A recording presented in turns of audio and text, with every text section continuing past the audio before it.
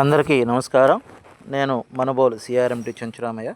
ఈ వీడియో ద్వారా జిఎఫ్ఎల్ఎన్ ప్రాథమిక స్థాయి విద్యార్థులకు జరిగిన స్కోర్ కార్డును ఏ విధంగా చూసుకోవాలి అనేటువంటిది మీకు తెలియజేస్తున్నాను. ఈ వీడియో మీకు నచ్చినట్లయితే లైక్ చేయండి, షేర్ చేయండి, ఛానల్ను సబ్స్క్రైబ్ చేసుకోండి. ఇక విషయంలోకి వెళ్తే మనం ఏ విధంగా చెక్ చేసుకోవాలంటే స్కూల్ లాగిన్ని లీప్ యాప్లో ఓపెన్ చేసుకోవాలి. లీప్ యాప్ ఓపెన్ చేసుకున్నాం. ఈ లీప్ యాప్ నందు స్కూల్ లాగిన్ ఓపెన్ చేసుకుంటాం.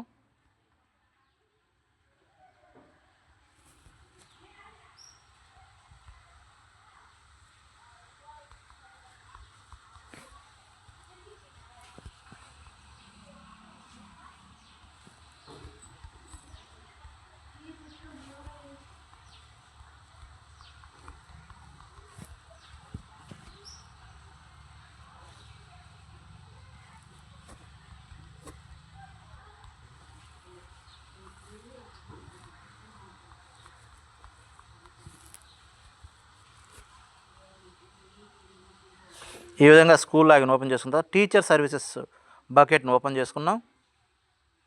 ఈ టీచర్లో 4 ఆప్షన్స్ ఉంటాయి. టీచర్ సర్వీసెస్ని సెలెక్ట్ చేసుకున్నాం. ఈ టీచర్ సర్వీసెస్లో లాస్ట్లో ఎఫ్ఎల్ఎన్ స్కోర్ కార్డ్ అనేటువంటి ఆప్షన్ ఉంటుంది, దాన్ని సెలెక్ట్ చేసుకున్నాం. ఈ ఎఫ్ఎల్ఎన్ స్కోర్ కార్డ్ ఓపెన్ చేసుకున్న తర్వాత ఇక్కడ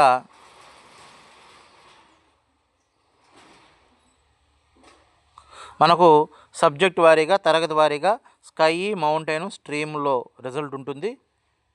ఇవన్నీ చూసుకుంటా ఉంటుంది. దీన్ని కూడా రిజిస్టర్ నమోదు చేసుకున్నాం. ఇక్కడ మనం ఏ విద్యార్థి స్కైలో ఉన్నాడు, ఏ విద్యార్థి మౌంటైన్లో ఉన్నాడు అనేటువంటిది మనం చూసుకోవడానికి ఇక్కడ సెలెక్ట్ చేసుకుంటాం. సెలెక్ట్ చేసుకుంటే ఆ క్లాసులో 4 ఉన్నారు. ఈ విద్యార్థి స్కైలో ఉన్నాడు, మౌంటైన్లో ఉన్నారు.